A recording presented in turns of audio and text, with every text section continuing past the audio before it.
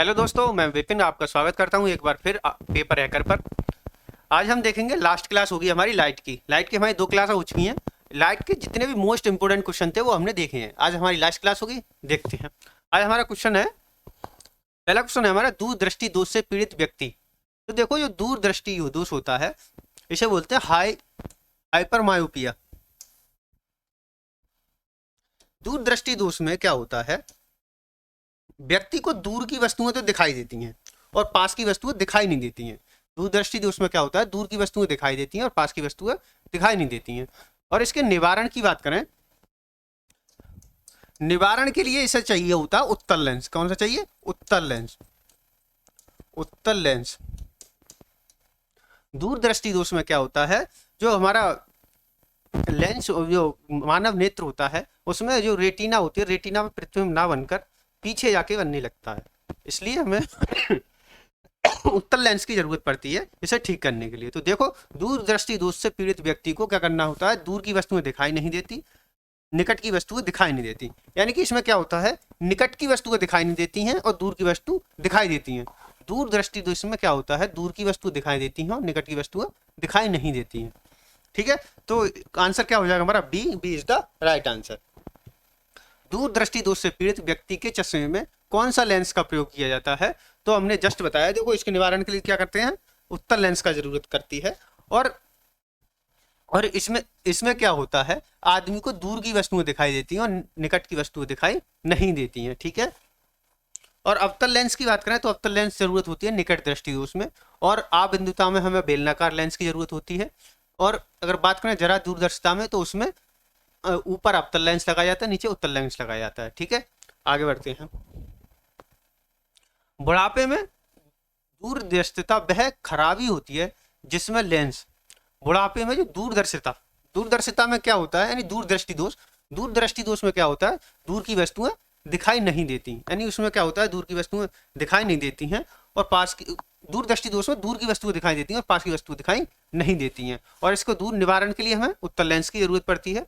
और इसमें क्या होता है, जो हमारा नेत्र का लेंस होता है वो दो ही उत्तल लेंस होता है, और जो लेंस होता है उसका जो आकार होता है वो थोड़ा छोटा हो जाता है। इस कारण क्या होता है, रेटिना पर प्रतिबिंब नहीं बन पाता है। इसलिए व्यक्ति को दूर की वस्तुएं तो साफ दिखाई देती हैं और पास की वस्तु दिखाई नहीं देती हैं। क्या होता है, बहुत अधिक छोटा हो जाता है, क्या?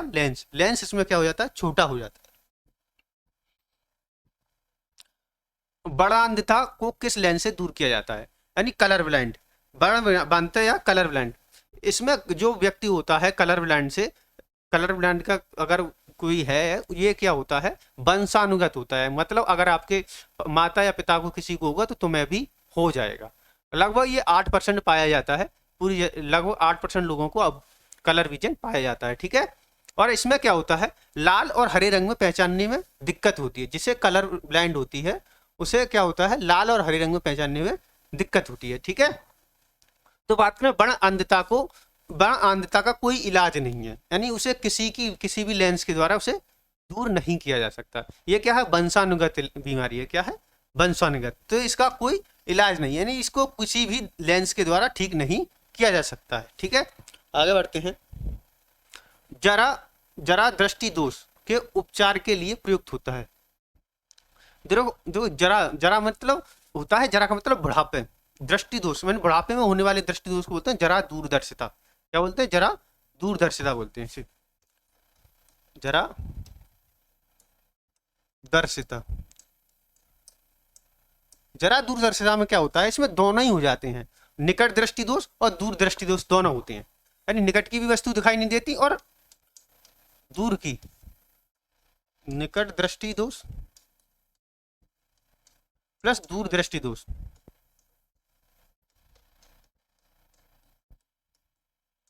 यानी निकट दृष्टि दोष और दूर दृष्टि दोष दोनों हो जाते हैं। इसमें ना तो निकट की वस्तु दिखाई देती है, ना ही पास दूर की वस्तु दिखाई देती है। और इसके निवारण की बात करें तो इसके निवारण के लिए हमें क्या करना पड़ता है, निवारण के लिए हमें लेंस बनवाना पड़ता है। मान लीजिए ये क्या लेंस है, लेंस में ऊपर के हिस्से में क्या लगाते हैं, अवतल लेंस लगा देते हैं, अवतल लेंस, और नीचे में उत्तल लेंस।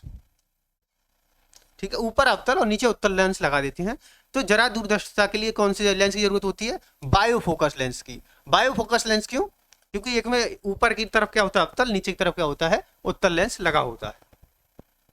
आगे बढ़ते हैं। मानव नेत्र एक कैमरे के समान है, अतः इसमें एक लेंस निकाय है। नेत्र का लेंस क्या बताता है? लेंस, नेत्र का लेंस क्या बनाता है? यानी जो नेत्र का जो लेंस होता है वो क्या बनाता है? प्रतिबिंब बनाता है। और कैसा होता है? वास्तविक, उल्टा और छोटा होता है। वास्तविक, उल्टा और छोटा होता है। ठीक है। और बात करें इसमें से ऑप्शन कौन सा होगा? दृष्टिपटल के पर पिंड का सीधा या ऊर्ध्वाधर वास्तविक प्रतिबिंब नहीं, सीधा नहीं होता है, उल्टा होता है। दृष्टिपटल पर पिंड का प्रतिलोम तथा आभासी, आभासी नहीं वास्तविक प्रतिबिंब होता है। देखो प्रतिबिंब की बात करते कौन सा होता है? वास्तविक होता है, वास्तविक, उल्टा होता है और छोटा होता है। देखो ये किस में बन रहा है? तो देखो दृष्टिपटल पर का प्रतिलोम, ठीक है, उल्टा हो गया। वास्तविक तथा वास्तविक प्रतिबिंब होता है, मतलब हमारा जो प्रतिबिंब बनता है आंख पर वो कैसा होता है? वास्तविक होता है, उल्टा और छोटा होता है। कहाँ बनता है? दृष्टिपटल पर।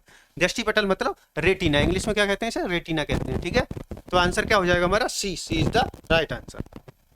आगे देखते हैं। देखो सूची मिलान करनी है। निकट दृष्टि दोष में हमें कौन सी लेंस की जरूरत होती है? दूर दृष्टि में कौन सी की? देखो बात करें निकट दृष्टि दोष, निकट दृष्टि देश के लिए कौन सा लेंस चाहिए? हमें चाहिए अवतल लेंस। कौन सा? अवतल लेंस चाहिए। दूर दृष्टि दोष के लिए कौन सा? उत्तल लेंस चाहिए। और जरा दृष्टि दोष के लिए चाहिए द्विफोकस लेंस, मतलब ऊपर अवतल लगा हो और नीचे उत्तल। और अविंदता के लिए बेलनाकार लेंस लगाया जाता है। देखो कौन सा बन रहा है? ए में चौथा, बी में पहला, सी में दूसरा और डी में तीसरा, यानी 41-23। 41-23 देखो किस में बन रहा है? 41-23 बन रहा है हमारा डी ऑप्शन में। तो डी हमारा क्या हो जाएगा? राइट आंसर हो जाएगा। देखो निकट दृष्टि दोष में क्या होता है? निकट की वस्तुएं दिखाई देती हैं और दूर की नहीं दिखाई देती। दूर दृष्टि दोष में क्या होता है? दूर की वस्तुएं दिखाई देती है और निकट की नहीं दिखाई देती। जरा दृष्टि दोष में क्या होता है? निकट दृष्टि दोष और दूर दृष्टि दोष दोनों ही हो जाते हैं। अवुंदता में क्या होता है? लंबवत नहीं दिखाई देता है। ठीक है, आगे बढ़ते हैं। अगला क्वेश्चन है, एक समतल दर्पण द्वारा बनाए गए प्रतिबिंबों के बारे में निम्नलिखित में से कौन सा एक सही नहीं है? देखो जो हमारा समतल दर्पण होता है, समतल दर्पण जो प्रतिबिंब बनाता है बिल्कुल वस्तु के आकार का बनाता है, सीधा बनाता है और आभासी बनाता है। ठीक है, तो देखो इसमें कौन सा ऑप्शन सही बैठ रहा है, पढ़िए। इसका आकार वही होता है जो वस्तु का आकार होता है। सही बात है, जो वस्तु का आकार होता है वही क्या होता है? सही इसका होता है। यह पार्श्वी रूप से व्युत्क्रमणी उल्टा होता है, यानी उल्टा नहीं होता। इसका जो क्या होता है? प्रतिबिंब सीधा बना होता है। प्रतिबिंब कैसा होता है? सीधा बना होता है। ऐसे आप समतल दर्पण के सामने खड़े होगे तो देखोगे तो आप उल्टे थोड़ी दिखते हैं, उसमें सीधे दिखाई देते हैं। ठीक है, प्रतिबिंब कैसा होता है? उल्टा सीधा होता है। यह वास्तविक प्रतिबिंब होता, वास्तविक नहीं होता। यह क्या होता है? आभासी होता है। ठीक है, यह ये क्वेश्चन में गड़बड़ी हो गई है, यहाँ नहीं होना चाहिए था, होना चाहिए कौन सा सही है, बाकी ऑप्शन सारे गलत हैं।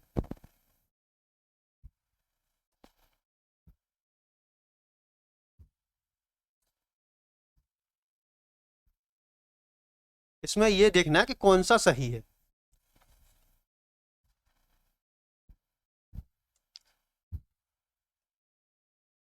देखो इसका आकार वही होता है जो वस्तु का आकार होता है। तो जो प्रतिबिंब का आकार होता है समतल दर्पण में वही आकार होता है जो वस्तु में, जितना बड़े आप होंगे उतना ही बड़ा इसमें क्या दिखाई देगा? आपको प्रतिबिंब दिखाई देगा। ये इसमें प्रतिबिंब कैसा बनता है? सीधा बनता है। इसमें क्या लिखा है? दूसरे में उल्टा है। तो प्रतिबिंब कैसा होता है? आभासी होता है। दर्पण के पीछे उतनी ही दूरी पे बनता है जितनी की वस्तु के सामने होती है। इसमें देखो दो सही है ऑप्शन, ये दोनों सही है और ये दोनों गलत है। इस क्वेश्चन में थोड़ी मिस्टेक है। देखो पहला और चौथा सही है और दूसरा और तीसरा क्या है? गलत है। ठीक है, आगे बढ़ते हैं। लेंस से संबंध में निम्नलिखित में से कौन सा कथन सही नहीं है? यानी इनमें से कौन सा कथन सही नहीं है ये आपको बताना है। एक उत्तल लेंस वास्तविक तथा आभासी दोनों प्रतिबिंब बनाता है। हाँ, जो उत्तल लेंस होता है वो एक कंडीशन में क्या करता है? आभासी प्रतिबिंब भी बनाता है। ठीक है, केवल 6 कंडीशन होती हैं उत्तल लेंस की प्रतिबिंब बनाने की। 6 में से 5 में क्या बनाता है? वास्तविक प्रतिबिंब बनाता है। 1 में क्या बनाता है? आभासी बनाता है। और दूसरा है अवतल लेंस वास्तविक तथा आभासी दोनों बनाता है। नहीं, अवतल लेंस केवल आभासी प्रतिबिंब बनाता है। तो हमारा आंसर कौन सा हो जाएगा? बी आंसर राइट हो जाएगा। ठीक है, दूरदृष्टि निवारण के लिए काम में लेते हैं। यानी दूरदृष्टि दोष को निवारण के लिए, दूरदृष्टि दोष को क्या कहते हैं, इंग्लिश में बोलते हैं हाइपर मायोपिया। ठीक है, कभी कभी दे देता दूरदृष्टि ना दे के लिख देगा हाइपर मायोपिया। ठीक है, और दूरदृष्टि दोष में क्या होता है, दूर की वस्तुएं दिखाई देती हैं, पास की दिखाई नहीं देती हैं। इसके निवारण के लिए उत्तल लेंस की जरूरत होती है। किसकी? उत्तल लेंस की जरूरत होती है। आगे बढ़ते हैं। इसमें क्या होता है, दूरदृष्टि दोष में लेंस की आकार जो होता है वो छोटा हो जाता है। अगला क्वेश्चन है, मायोपिया का क्या तात्पर्य है? देखो, इंग्लिश में मायोपिया कहते हैं निकट दृष्टि दोष को। किसे कहते हैं? निकट दृष्टि दोष को। और निकट दृष्टि दोष में क्या होता है, निकट की वस्तुएं तो स्पष्ट दिखाई देती हैं और दूर की वस्तुएं स्पष्ट नहीं दिखाई देती हैं, और इसके निवारण के लिए अवतल लेंस की जरूरत होती है। किसकी? अवतल लेंस की। अवतल लेंस की जरूरत होती है। ठीक है, आगे बढ़ते हैं। हाइपरमेट्रोपिया। हाइपरमेट्रोपिया का अर्थ है दूरदृष्टि दोष। क्या है? दूरदृष्टि दोष। और दूरदृष्टि दोष में किस लेंस की जरूरत होती है? तो उत्तल लेंस की जरूरत होती है। किसकी? उत्तल लेंस की। इसमें क्या होता है, दूर की वस्तुएं दिखाई नहीं देती हैं, दूर की वस्तुएं स्पष्ट दिखाई देती हैं और पास की वस्तुएं स्पष्ट दिखाई नहीं देती हैं। निकट दृष्टि दोष के लिए अवतल लेंस, जरा दूरदृष्टि के लिए क्या चाहिए? द्विफोकस लेंस। आगे बढ़ते हैं। एक आदमी 10 मीटर से अधिक दूरी की वस्तु स्पष्ट नहीं देख पाता तो वह किस दोष से पीड़ित है? क्या कह रहा है? 10 मीटर से दूर की, मतलब दूर की वस्तुओं से स्पष्ट दिखाई नहीं देती, तो मतलब कौन सा हो गया? यानी निकट की वस्तुओं से स्पष्ट दिखाई दे रही हैं, तो क्या हो जाएगा? निकट दृष्टि दोष हो जाएगा। निकट की वस्तुएं तो उसे स्पष्ट दिखाई दे रही हैं, लेकिन दूर की वस्तुएं स्पष्ट दिखाई नहीं दे रही हैं, तो कौन सा हो जाएगा हमारा? निकट दृष्टि दोष। और निकट दृष्टि दोष को बोलते हैं मायोपिया। क्या बोलते हैं? मायोपिया। इसे ही क्या बोलते हैं? निकट दृष्टि दोष। इंग्लिश में बोलते हैं मायोपिया, दृष्टि दोष। और इसके निवारण के लिए कौन सा लेंस चाहिए? अवतल लेंस। आगे बढ़ते हैं। अगला क्वेश्चन है हमारा, एक मनुष्य 1 मीटर से कम दूरी की वस्तुओं को स्पष्ट नहीं देख पाता, वह व्यक्ति किस दोष से पीड़ित है? तो देखो, अगर कोई व्यक्ति 1 मीटर क्या हो गया, थोड़ी पास की होगी, अरे मतलब पास की वस्तुओं से स्पष्ट दिखाई नहीं दे रही है और दूर की वस्तुएं आराम से देख पा रहा है। जब जो व्यक्ति दूर की वस्तु आराम से देख सकता है और पास की नहीं देख सकता, उसे बोलते हैं दूरदृष्टि दोष। कौन सा बोलते हैं? दूरदृष्टि दोष। और दूरदृष्टि दोष के निवारण के लिए हमें कौन सा लेंस चाहिए होता है? उत्तल लेंस। उत्तल लेंस।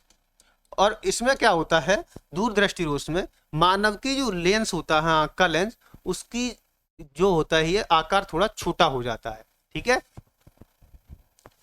आगे करते हैं। अगला क्वेश्चन है, किसी पारदर्शी में 2 समतल दर्पण रखे जाते हैं? तो देखो, कोई पेरिस्कोप का यूज होता है पनडुब्बियों में। पनडुब्बियों में बाहर की वस्तुओं को देखने के लिए पेरिस्कोप का यूज होता है, और ये इसमें समतल दर्पण लगे होते हैं। और जो समतल दर्पण लगे होते हैं वो किसमें होते हैं? समतल दर्पण लगे होते हैं एक दूसरे के समांतर। कहाँ लगे होते हैं? एक दूसरे के समांतर लगे हुए होते हैं। और इसका प्रयोग कहाँ होता है? इसका प्रयोग होता है कहाँ पर? पेंडुबियम में। और अगर आपसे पूछे कि अगर कोई समतल दर्पण है, समांतर रखे हुए हैं, तो उसमें बनने वाले प्रतिबिंब की संख्या जो होगी वो अनंत होगी। यानी उसमें जो प्रतिबिंब बन रहे होंगे वो अनंत बन रहे होंगे। ठीक है, आगे बढ़ते हैं। दूरबीन। दूरबीन क्या है? दूरबीन की खोज किसने की थी? तो दूरबीन की खोज किसने की थी? गैलीलियो ने। किसने? गैलीलियो ने। गैलीलियो ने क्या की थी? दूरबीन की खोज की थी। और दूरबीन से क्या करते हैं? दूर की वस्तुएं देखी जा सकती हैं। किसने? दूर की वस्तुएं देखने के लिए हम किसका यूज करते हैं? दूर की वस्तुओं को देखने के लिए हम दूरबीन का यूज करते हैं, और इसकी खोज किसने की थी? गैलीलियो ने की थी। ठीक है, घड़ी साज घड़ी के बारीक पुर्जों को देखने के लिए किसका प्रयोग करता है? फोटो कैमरा का, आवर्धक लेंस का, संयुक्त सूक्ष्मदर्शी का, या दूरदर्शी का? तो अगर बात करें, जो हमारे घड़ी साज होते हैं, घड़ी में बहुत छोटे छोटे पुर्जे होते हैं, उसे देखने के लिए आपने देखा होगा एक लेंस होता है, ऐसे पकड़ के वो देखता है उसमें, तो क्या कहते हैं? उसे बोलते हैं आवर्धक लेंस। वो आमतौर पर क्या होता है? उत्तल लेंस होता है। कौन सा लेंस होता है? उत्तल लेंस होता है। उत्तल लेंस। उत्तल लेंस जो होता है बीच में मोटा होता है और किनारों पर क्या होता है? पतला होता है, ठीक है। और उत्तल लेंस को बोलते हैं अभिसारी लेंस। क्या बोलते हैं? अभिसारी लेंस, ठीक है। कभी कभी उत्तल लेंस ना देख रहे अभिसारी लेंस दे देगा तो कंफ्यूज हो जाएंगे, इसलिए इसे क्या बोलते हैं? अभिसारी लेंस। अभिसारी लेंस। अभिसारी का मतलब होता है प्रकाश की किरणों को एकत्र करने वाला। अभिसारी का मतलब क्या होता है? एकत्र करना। आगे बढ़ते हैं। जीव विज्ञान की प्रयोगशाला में सूक्ष्म कोशिका या जीवों को आवर्धित प्रतिबिंब देखने के लिए किसका प्रयोग किया जाता है? मतलब अगर जीव विज्ञान की प्रयोगशाला में जाएंगे, बायोलॉजी की प्रयोगशाला में, तो छोटे छोटे जीवों को देखने के लिए क्या होता है? सूक्ष्मदर्शी लगा होता है। और सूक्ष्मदर्शी से क्या करते हैं? हम वस्तुओं को देखते हैं, ठीक है। किसे? सूक्ष्मदर्शी के द्वारा हम क्या करते हैं? वस्तुओं को देखते हैं। इसमें क्या होता है? संयुक्त सूक्ष्मदर्शी लगा हुआ होता है, उससे हम छोटी छोटी वस्तुओं को देख सकते हैं। जैसे अमीबा, पैरामीशियम वगैरह देखने के लिए संयुक्त सूक्ष्मदर्शी की जरूरत होती है। दूर की वस्तुओं को निरीक्षण के लिए किस प्रकाशिक यंत्र का प्रयोग किया जाता है? तो दूर की वस्तुएं देखनी है, तो दूर की वस्तुओं को देखने के लिए क्या करते हैं? हम दूरदर्शी लगा होते हैं। दूरदर्शी यानी कि दूरबीन। दूरबीन को ही क्या कहते हैं? एक प्रकार से दूरदर्शी है। तो दूर की वस्तुओं को हमें स्पष्ट देखने के लिए क्या करते हैं? दूरदर्शी की जरूरत पड़ती है, ठीक है। आगे बढ़ते हैं। दूरबीन का आविष्कार किस किया था? दूरबीन का आविष्कार मैंने जस्ट अभी बताया था। दूरबीन का आविष्कार किसने किया था? तो गैलीलियो ने किया था। गैलीलियो ने क्या किया था? दूरबीन का आविष्कार किया था, ठीक है। किसने? गैलीलियो ने। बात करें ग्राहम बेल ने, इसने फोन का, मोबाइल फोन का यूज किया था। और एडिसन ने क्या किया था? बल्ब की खोज की थी। यानी एडिसन ने बल्ब की खोज की थी, ग्राहम बेल ने क्या किया था? मोबाइल टेलीफोन की खोज की थी, ठीक है। अवतल लेंस प्रयुक्त होता है सुधार हेतु। अवतल लेंस का प्रयोग किस में करते हैं? तो अवतल लेंस का प्रयोग होता है हमारा निकट दृष्टि दोष में। किसे? निकट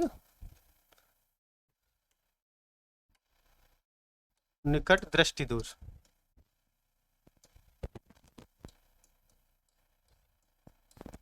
निकट दृष्टि दोष। और इसे ही हम कहते हैं मायोपिया। क्या कहते हैं? मायोपिया। तो अवतल लेंस का प्रयोग किसमें होता है? निकट दृष्टि दोष में होता है। और इसे क्या कहते हैं? हम मायोपिया कहते हैं। क्या कहते हैं? मायोपिया। और हाइपर मायोपिया किसे कहते हैं? दूरदृष्टि दोष को कहते हैं। सूर्य छिपने से पहले दीर्घावृत प्रतीत होता है, क्योंकि देखो अगर आपने देखा होगा जब सूर्य छुपने वाला होता है या सूर्य निकलता है, उस समय जो होता है वो सूर्य का आकार हमें क्या दिखाई देता है? बड़ा दिखाई देता है। क्यों बड़ा दिखाई देता है? क्योंकि सूर्य का जो प्रकाश होता है वो काफी दूरी से, यानी सुबह के शाम और शाम के सुबह और शाम के टाइम सूर्य के प्रकाश को लंबी दूरी तय करनी पड़ती है। इसलिए सूर्य के परावर्तन की वजह से सूर्य जो होता है आकार में बड़ा दिखाई देता है, और उगने से 2 या 3 मिनट पहले दिखाई देता है, और छुपने के 2-3 मिनट बाद तक भी दिखाई देता है, ठीक है। तो आंसर क्या हो जाएगा इसका? प्रकाश का अपवर्तन। यानी प्रकाश के अपवर्तन के कारण क्या होता है? जो हमारा सूर्य होता है, सूर्य उदय और अस्त के समय बड़ा दिखाई देता है। और एक कंडीशन और भी होती है कि सूर्य उदय से पहले और सूर्य अस्त के बाद भी हमें 2-3 मिनट तक दिखाई देता है। वो किसके कारण? प्रकाश के अपवर्तन के कारण, ठीक है। आगे बढ़ते हैं। प्रकाश तंतु संचार में संकेत किस रूप में प्रवाहित करता है? तो देखो जो हमारा प्रकाश तंतु को कहते हैं ऑप्टिकल फाइबर। क्या कहते हैं?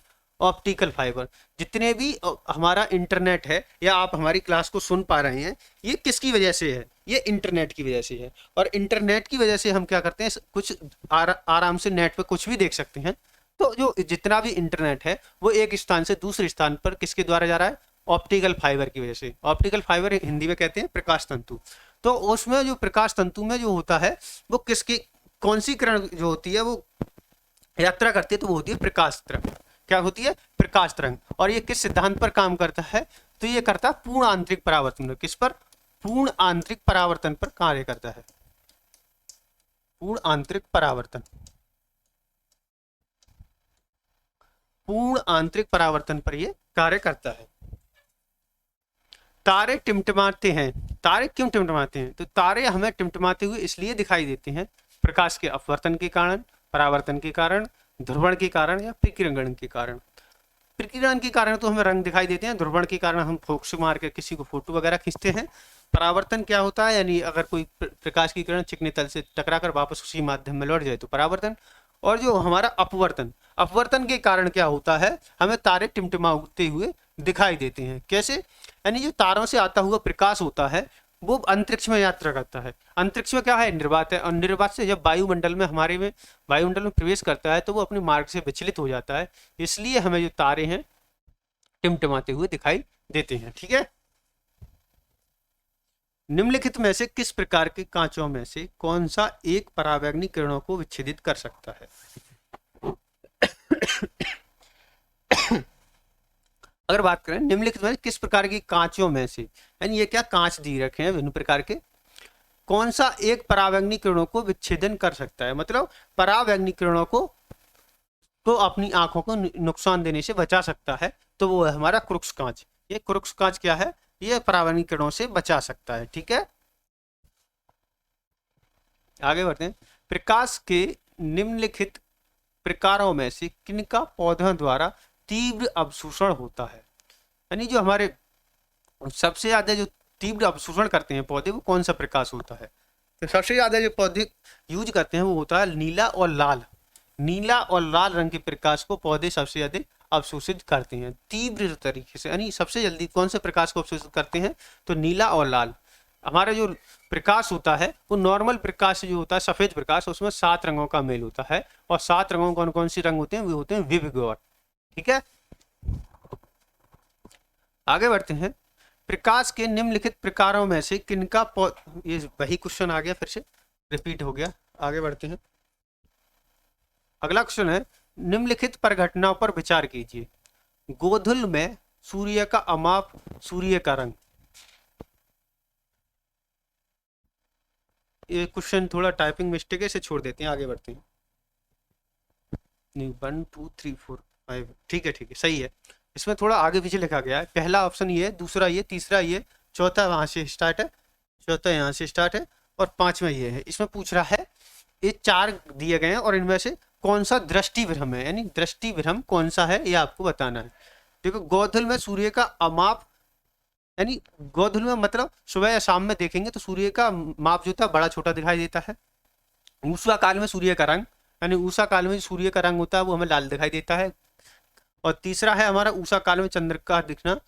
चौथा है आकाश में तारों का टिमटिमाना, और आकाश में ध्रुव तारे का दिखना। तो देखो चौथा और 5वां ये दोनों घटना किसकी हैं, तो ये है अपवर्तन की, किसकी, अपवर्तन की घटना है। और देखो बात करें तो हमारे जो पहले और दूसरे और तीसरे ये तीनों क्या हैं, ये दृष्टि भ्रम के उदाहरण है। आंसर क्या हो जाएगा हमारा ए इज द क्या हो जाएगा, राइट आंसर हो जाएगा। ठीक है, आगे बढ़ते हैं। उस घटना या प्रकाश के प्रकीर्णन द्वारा संचारित का क्या नाम है जिसमें सूर्य उदय और सूर्य अस्त के समय पर्वत की चोटी गुलाबी और सतरंगी हो जाती है, किसके कारण। यानी जो देखते हैं हम सुबह के समय या शाम के समय क्या होता है, पर्वत की चोटी जो होती है गुलाबी या सतरंगी हो जाती है, वो किस घटना के कारण हो जाती है। तो जो हम बात करें वो होती है हिम विवाह के कारण, किसके, हिम विवाह के कारण। मतलब अगर जो हिमालय की सतह पर जब सफेद प्रकाश पड़ता है तो वो 2 रंग, या तो गुलाबी रंग या गुलाबी या संतरी रंग, गुलाबी या संतरी रंग जिसे इंग्लिश में बोलते हैं ऑरेंज रंग, जो हमारी पर्वत की चोटी है वो ऑरेंज रंग को क्या करती है, परावर्तित करती है, इसलिए वो सुबह शाम के टाइम हमें क्या दिखाई देती है, नारंगी दिखाई देती है। ठीक है, किसी कारण, हिम विवाह के कारण, यानी जो पर्वतों पर क्या होता है, बर्फ पड़ी होती है, उसके कारण। निम्नलिखित में से किसमें उच्चतम ऊर्जा होती है, तो सबसे ज्यादा ऊर्जा होती है हमारे रेड प्रकाश में, यानी लाल प्रकाश में। लाल प्रकाश का जो क्या होता है, प्रकीर्णन सबसे कम होता है। सबसे कम प्रकीर्णन होने के कारण क्या होता है, ये लंबी दूरी तक जाता है, इसलिए इस सबसे अधिक ऊर्जा किसमें होती है, हमारी लाल प्रकाश में होती है। ठीक है, आगे बढ़ते हैं। नहीं, सबसे ज्यादा जो ऊर्जा होती है वो होती है नीले रंग में, किसमें होती है, नीले रंग में। नीले रंग के प्रकाश में सबसे अधिक ऊर्जा होती है, नीले रंग के प्रकाश में सबसे अधिक ऊर्जा होती है। ठीक है, जब प्रकाश की तरंगें वायु से कांच में होकर गुजरती हैं तब क्या परिवर्तित होता है या क्या प्रवाहित होता है, वो आपको बताना है। तो देखो, जब कोई प्रकाश की किरण एक माध्यम से दूसरे में जाती है तो उसकी आवृत्ति जो होती है वो समान रहती है। आवृत्ति क्या रहती है? समान रहती है। आवृत्ति समान रहती है। और बात करें तरंग दैर्घ्य, तरंग दैर्घ्य, तरंग दैर्घ्य और वेग परिवर्तित हो जाते हैं, परिवर्तित हो जाते हैं। यानी कि जब कोई प्रकाश की किरण एक माध्यम से दूसरे माध्यम में जाती है तो क्या होता है, उसका जो आवृत्ति होती है वो सेम रहती है, लेकिन इसकी तरंग दैर्घ्य और इसका वेग में परिवर्तन हो जाता है। तो आंसर क्या हो जाएगा हमारा? केवल तरंग दैर्घ्य और वेग, यानी कि answer D is the right answer हो जाएगा। ठीक है, आगे बढ़ते हैं। प्रकाश की सरल रेखा में चलती है, प्रकाश की किरण सरल रेखा में चलती हैं, लेकिन किसी प्रकाशिक तंतु से टेढ़े मेढ़े पथ पर होकर गुजर सकती हैं, इसका कारण क्या है? तो इसका आंसर इसकी बात करें तो देखो, हमारा जो होता है, ऐसे मान लीजिए ये क्या ऑप्टिकल फाइबर है। ऑप्टिकल फाइबर पर क्या होता है, ये अंदर की सतह होती है बिल्कुल चिकनी सतह होती है, और ये क्या करती है, पूर्ण आंतरिक परावर्तन होती है। मतलब ऐसे मान लीजिए आपने यहाँ से प्रकाश डाला, यहाँ प्रकाश गया, प्रकाश परावर्तित होकर वापस इसी में आ जाएगा और इस पर टकरा जाएगा, फिर यहाँ पूरा आंतरिक परावर्तन होगा, फिर इधर चला जाएगा। यानी यहाँ भी पूरा आंतरिक परावर्तन, यहाँ पूरा आंतरिक परावर्तन, यहाँ पूरा आंतरिक परावर्तन। यानी क्या होता है, ये पूर्ण आंतरिक परावर्तन की प्रक्रिया के द्वारा प्रकाश एक स्थान से दूसरे स्थान पर पहुंच जाता है। ये क्या है? ऑप्टिकल फाइबर, यानी प्रकाश तंतु।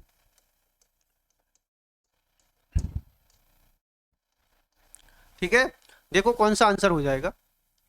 तंतु में अत्यंत बारीक छिद्र होते हैं, नहीं छेद होंगे तो क्या हो जाएगा, ऊर्जा का ह्रास हो जाएगा और ये आगे बढ़ नहीं पाएगा। एक टाइम पे जाके ये प्रकाश ऊर्जा क्या तरंग क्या हो जाएगी, खत्म हो जाएगी। अगला क्वेश्चन है, प्रकाश तरंग तंतु के प्रविष्ट छोर से अवशोषित होते हैं तथा निर्गम छोर पर मुक्त होते हैं। नहीं, अवशोषित नहीं होते हैं, पूर्ण आंतरिक परावर्तन होता है इसमें। तंतु के अंदर प्रकाश का प्रकीर्णन होता है, प्रकीर्णन नहीं होता है। प्रकीर्णन होगा तो क्या हो जाएगा, रंग बिरंगे बिखर जाएगा। जैसे ही किरण तंतु में गुजरती है उत्तरोत्तर पूर्ण आंतरिक परावर्तन घटित होता है। हाँ, ये आंसर हमारा क्या हो जाएगा, राइट हो जाएगा। यानी कि प्रकाश की किरण जो होती है वो पूर्ण आंतरिक परावर्तन करते हुए एक स्थान से दूसरे स्थान पर लाइट की स्पीड से चलती है। ठीक है, उस दृष्टि दोष को क्या कहते हैं जिसमें किसी पदार्थ के एक तल में बिंदु केंद्र में दिखाई देते हैं जबकि दूसरे तल में बिंदु केंद्र से बाहर दिखाई देते हैं? तो इसमें क्या हो जाएगा, बात करें इसे बोलते हैं अवंदिता। अवंदिता क्या होती है, इसमें होता है लोगों को लंबवत दिखाई नहीं देता है, और लंबवत नहीं दिखाई देता है, और इसके निवारण के लिए हम किसका यूज करते हैं, बेलनाकार, किसका, बेलनाकार लेंस का, बेलनाकार लेंस का यूज करते हैं अवंदिता को दूर करने के लिए। और इसमें क्या होता है, वस्तु लंबवत नहीं देख पाता है। देखो क्वेश्चन क्या कह रहा है, उस दृष्टि दोष को क्या कहते हैं जिसमें किसी पदार्थ के एक तल में बिंदु केंद्र में दिखाई देते हैं जबकि दूसरे तल में बिंदु केंद्र पर दिखाई नहीं देते हैं, यानी कि लंबवत दिखाई नहीं देता है। तो आंसर क्या हो जाएगा हमारा सी, यानी अवंदिता में व्यक्ति को लंबवत नहीं दिखाई देता है, और इसके निर्माण के लिए, इसके निवारण के लिए हम बेलनाकार लेंस की जरूरत पड़ती है। अवतल लेंस हमेशा किस प्रकार का प्रतिबिंब बनाता है? तो अवतल लेंस जो होता है वो हमेशा बनाता है आभासी लेंस। अवतल लेंस क्या बनाता है, हमेशा आभासी लेंस, आभासी प्रतिबिंब बनाता है। और जो हमारा उत्तल लेंस होता है वो एक कंडीशन में आभासी बनाता है और बाकी सारी कंडीशन में वास्तविक प्रतिबिंब बनाता है। तो हमारा आंसर क्या हो जाएगा, इसका आंसर हो जाएगा आभासी प्रतिबिंब। अवतल लेंस जो होता है हमेशा आभासी लेंस, आभासी प्रतिबिंब बनाता है, लेकिन जो हमारा उत्तल लेंस होता है वो एक कंडीशन में आभासी बनाता है और बाकी 5 कंडीशन में क्या बनाता है, वास्तविक प्रतिबिंब बनाता है। जब किसी साबुन की बुलबुले को अवशोषित किया जाता है तो निम्नलिखित में से क्या घटित होता है? तो देखो क्या होता है, जब किसी बुलबुला है, क्या है, पानी का बुलबुला, बुलबुले में क्या होता है, क्या कह रहा है, ये आवेशित किया जाता है। जब उसका आवेश बढ़ाया जाएगा तो उसका आकार क्या हो जाएगा, बढ़ जाएगा। यानी जब किसी बुलबुले को आवेशित करते हैं तो उसका आकार क्या होता है, बढ़ जाता है। उसका आकार क्या होता है, त्रिज्या का, तो आकार बढ़ जाता है तो मतलब उसकी क्या हो जाएगी, त्रिज्या बढ़ जाती है, यानी उसकी त्रिज्या क्या होगी, बढ़ जाएगी।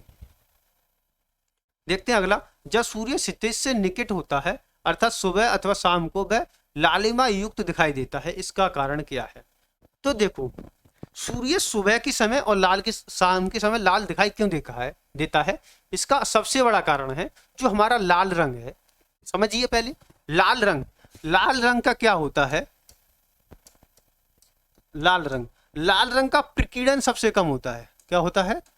प्रकीर्णन कम होता है, ठीक है। और इसका तरंग दैर्घ्य भी क्या होता है? अधिक होता है, दैर्घ्य अधिक। और जब सुबह या शाम के समय जो होता है तो सूर्य के प्रकाश को लंबी दूरी तय करनी होती है। तो लंबी दूरी तय करने पर क्या होता है? तरंग दैर्घ्य सबसे लंबी किसकी है? लाल रंग की है। तो जिसकी तरंग दैर्घ्य सबसे अधिक होगी वो सबसे पहले पहुंचेगा। और इसका प्रकीर्णन सबसे कम होता है, मतलब ये बिखरता नहीं है, सीधा दूरी तक जाता है। तो इसलिए हमें सूर्य सुबह के समय और लाल के समय कैसा दिखाई देता है? लाल दिखाई देता है, ठीक है। तो देखो इसमें कौन सा आंसर बन रहा है? जिसका लाल प्रकाश का वायुमंडल द्वारा न्यूनतम प्रकीर्णन होता है। हाँ, लाल रंग के प्रकाश का प्रकीर्णन कम होता है और इसका तरंग दैर्घ्य अधिक होने के कारण ये जल्दी आंखों पर पड़ता है, ठीक है। अगला क्वेश्चन है हमारा, यदि वायु में प्रकाश की चाल क्या 3 × 10⁸ मीटर प्रति सेकंड है, तो एक ऐसा माध्यम जिसका अपवर्तनांक 3/2 है में प्रकाश की गति क्या होगी? ये क्या पूछ रहा है? तो देखो, एक अपवर्तनांक का सूत्र होता है, अपवर्तनांक बराबर होता है प्रकाश की चाल। प्रकाश की चाल किसमें? वायु में, ठीक है। और अपॉन में होता है माध्यम में चाल, माध्यम में प्रकाश की चाल, माध्यम में प्रकाश की चाल। ऊपर क्या है? वायु में प्रकाश की चाल, नीचे क्या? माध्यम में। तो देखो इसने हमें क्या दे रखा? अपवर्तनांक दे रखा 3/2, ठीक है। और कह रहा है प्रकाश की चाल दे रखी है इसने 3 × 10⁸, तो 3 × 10⁸ हो जाएगा। और नीचे पूछ रहा है माध्यम में प्रकाश की गति क्या होगी, तो माध्यम में प्रकाश की गति हम b मान लेते हैं, ठीक है। क्रॉस मल्टीप्लाई करेंगे तो क्या हो जाएगा?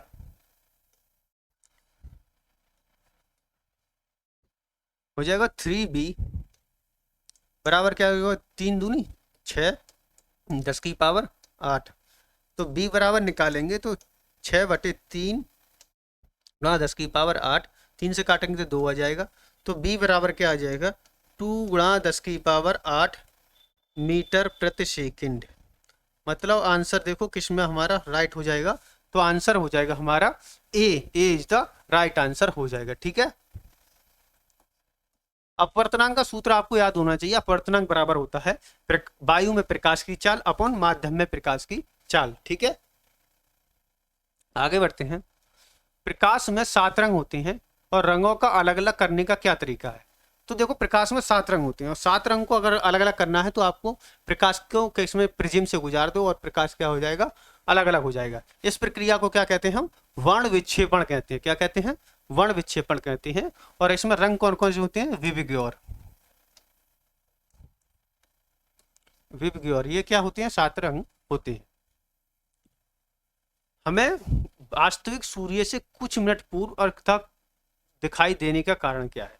देखो, अगर सूर्य उदय होने से 2 या 3 मिनट क्या होता है? पहले दिखाई देने लगता है और सूर्य अस्त के 2 या 3 मिनट बाद भी हमें दिखाई देता है। इस घटना को हम कहते हैं प्रकाश का अपवर्तन। क्या कहते हैं? प्रकाश का अपवर्तन कहते हैं, ठीक है। आंसर क्या हो जाएगा हमारा? D is the right answer. आगे बढ़ते हैं। यदि साबुन के 2 भिन्न भिन्न व्यास के बुलबुलों को एक नली द्वारा एक दूसरे के संपर्क में लाया जाता है तो क्या घटित होगा?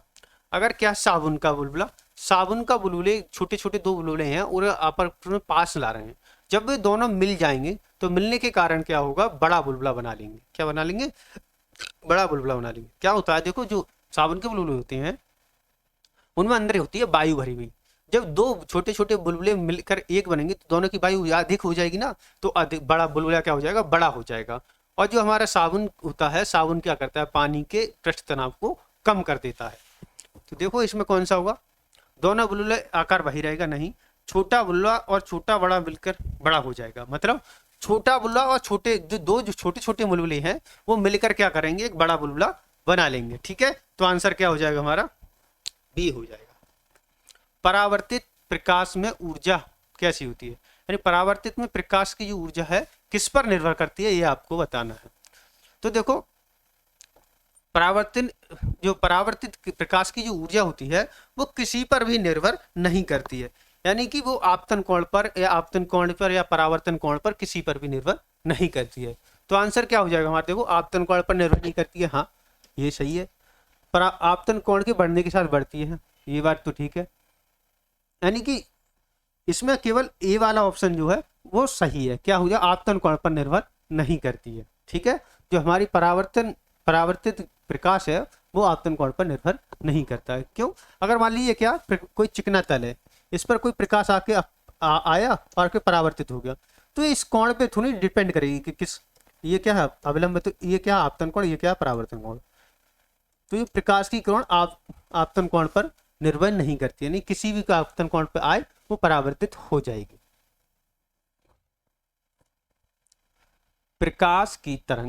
प्रकाश की गति किसके बीच जाते हुए न्यूनतम होती है। तो प्रकाश की गति देखो सबसे कम किस में होती है, तो वो होती है ठोस में, और ठोस में सबसे कम होती है। देखो प्रकाश की गति की बात करें तो सबसे अधिक होती है निर्वात में, निर्वात के बाद सबसे होती है गैस में, उसके बाद द्रव में, उसके बाद जो होती है ठोस में। और अगर बात करें ध्वनि का, तो ध्वनि का इसमें जस्ट उल्टा रिलेशन हो जाता है, ठीक है। तो सबसे कम किस में होती है, ठोस में। तो इसमें देखो ठोस कौन सा है, कांच है, तो प्रकाश की गति की सबसे कम किस में हो जाएगी, कांच में हो जाएगी, ठीक है। तो आंसर क्या हो जाएगा हमारा, ए राइट आंसर हो जाएगा। किसी तारे के रंग को पता लगाता है किसके, भार के द्वारा, आकार के द्वारा, ताप द्वारा या दूरी के द्वारा। तो देखो किसी भी तारे का अगर तापमान नापना है तो हम मापते हैं उसके तापमान के द्वारा, किसके द्वारा, तापमान के द्वारा, क्योंकि हम तारे पे पहुंच तो सकते नहीं है, सूरज पे ही नहीं पहुंच पाए तो दूसरे तारे पे हम क्या पहुंचेंगे, ठीक है। तो किसी तारे की अगर हम उसका तापमान, रंग का पता लगाते हैं तो उसके तापमान के अनुसार, किसके, ताप के अनुसार उसका पता लगाते हैं। अगला है प्राकृतिक तथ्यों पर विचार कीजिए। स्थलीय तापमान, प्रकाश का परावर्तन, प्रकाश का अपवर्तन, प्रकाश विवर्तन, इनमें से किस तथ्य के कारण मृगमरीचिका बनती है। तो मृगमरीचिका जो बनती है वो बनती है पूर्ण आंतरिक परावर्तन के कारण, किसके, पूर्ण आंतरिक परावर्तन के कारण बनती है। और इसमें बात करें तो स्थलीय तापमान और परावर्तन, पूर्ण आंतरिक परावर्तन क्या है, ये भी तो प्रकाश के परावर्तन का ही तो अंश है। तो जो हमारी मृगमरीचिका बनती है पूर्ण आंतरिक परावर्तन और उसके तापमान के कारण बनती है। तो आंसर क्या हो जाएगा हमारा, A is the right answer. Einstein ने इक्वेशन कौन सी दी, E बराबर mc स्क्वायर होती है, mc स्क्वायर होती है। तो c इसमें पूछ रहा है, c है, इसमें क्या पूछ रहा है, c को पूछ रहा है, c क्या है। तो c इसमें क्या है, प्रकाश का वेग है। c क्या होता है इसमें, प्रकाश का वेग होता है इसमें। क्योंकि E बराबर क्या होता है, आइंस्टीन इक्वेशन होती है E बराबर mc स्क्वायर। E क्या है, एनर्जी है, m क्या है, मास है, मास यानी द्रव्यमान है, c क्या है, लाइट स्पीड है, ठीक है। E क्या है, एनर्जी, m क्या है, मास, यानी E क्या है, ऊर्जा, m क्या है, द्रव्यमान, और c क्या है, प्रकाश की गति, ठीक है। आगे बढ़ते हैं। निम्न तथ्यों में से किस में दोपहर को सबकी छाया सबसे छोटी होती है। यानी ये कह रहा है, ये तिथि दे रखी है 25 दिसंबर, 21 मार्च, 21 जून और 14 फरवरी। इनमें से किस दिन की दोपहरी में सबसे छोटी परछाई होती है। तो देखो अगर बात करें सबसे बड़ा दिन, जिस दिन सबसे बड़ा दिन होगा उस दिन सबसे छोटी परछाई बनेगी। तो सबसे बड़ा दिन होता है हमारा 21 जून को, यानी उत्तरी ध्रुव में सबसे बड़ा दिन होता है 21 जून को। तो 21 जून को क्या होता है, परछाई क्या होती है, सबसे छोटी बनती है। किस दिन, 21 जून को, 21 जून को सबसे बड़ा दिन होता है। सोडियम वाष्प लैंप प्रायः सड़क के प्रकाश के लिए प्रयुक्त है, क्योंकि जो हमारी जो सोडियम वाष्प लैंप्स है ये क्या करती है, प्रकाश की भेद्यता को बढ़ा देती है। बढ़ाने के कारण क्या होता है, इसे हम प्रकाश में सबसे अधिक यूज करते हैं। देखो इसका प्रकाश एक वर्णी है और पानी की बूंद से गुजरने पर विभक्त नहीं होता। मतलब अगर सोडियम वाष्प लैंप, अगर बारिश हो रही है, बारिश के टाइम पे भी अगर इसका प्रकाश डालते हैं तो क्या होता है, प्रकाश इसका विभक्त नहीं होता, सीधा जाता है, ठीक है। तो इसलिए सोडियम वाष्प लैंप क्या होता है, सड़क के किनारे प्रयुक्त होती है। पहला, खतरे के सिग्नल को लाल रंग का बनाया जाता है। हाँ, आपने देखा होगा खतरे का सिग्नल क्या होता है, लाल रंग का होता है। और क्यों बनाया जाता है, क्योंकि इसकी तरंग दैर्घ्य सबसे अधिक होती है और ये सबसे कम प्रकीर्णन होता है। ठीक है, तो आंसर क्या हो जाए, लाल रंग का प्रकीर्णन सबसे कम होता है। हाँ, ये दोनों बातें क्या है, ठीक है। तो आंसर क्या हो जाएगा हमारा ए, यानी ए और आर दोनों सही है।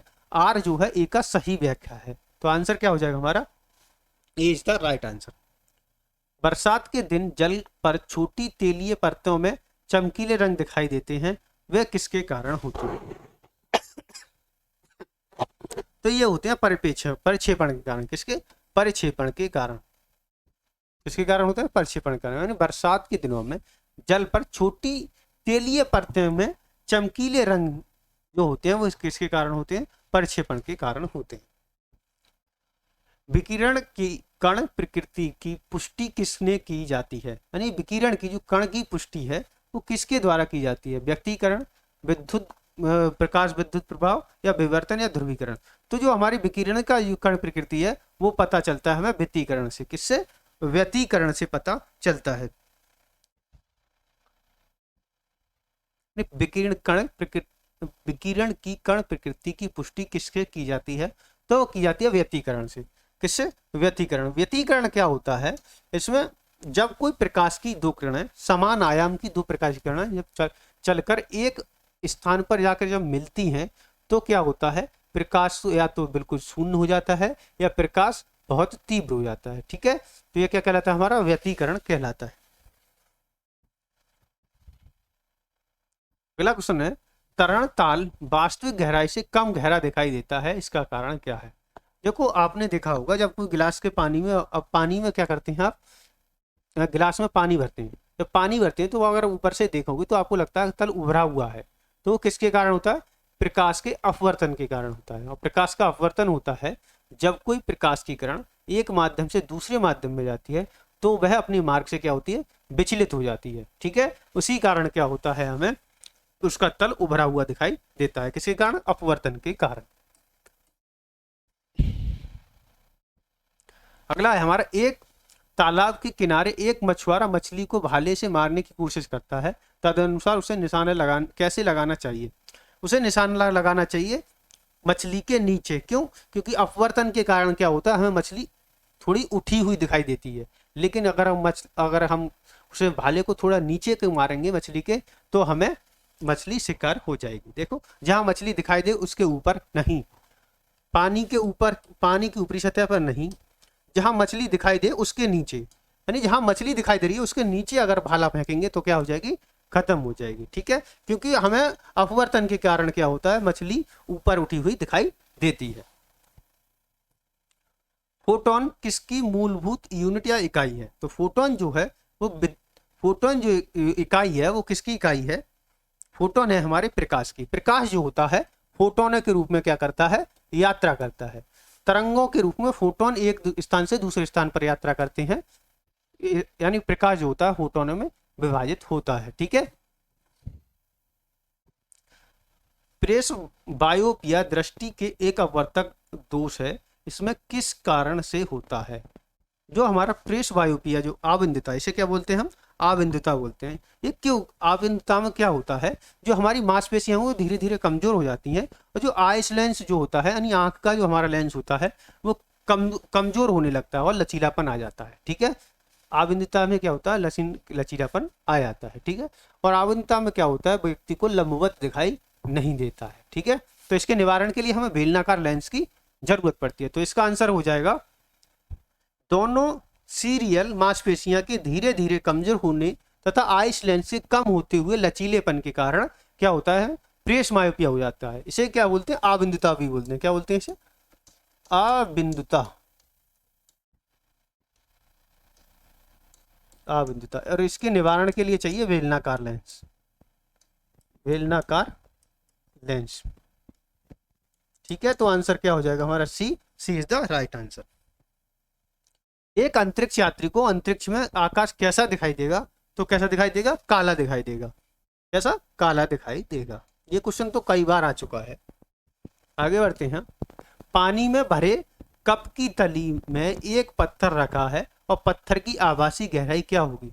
तो देखो अगर कोई कप है, कप में अगर पानी भरा हुआ है, उसमें अगर पत्थर पड़ा हुआ है, तो हमें वो थोड़ा ऊपर उठाई देगा, ऊपर उठा हुआ दिखाई देगा, मतलब उसकी वास्तविक गहराई से कम दिखाई देगा, यानी वास्तविक गहराई से कम गहराई दिखाई देगी। तो देखो उसकी वास्तविक गहराई से क्या दिखाई देगी, कम गहराई दिखाई देगी। ठीक है, तो आंसर क्या हो जाएगा हमारा बी।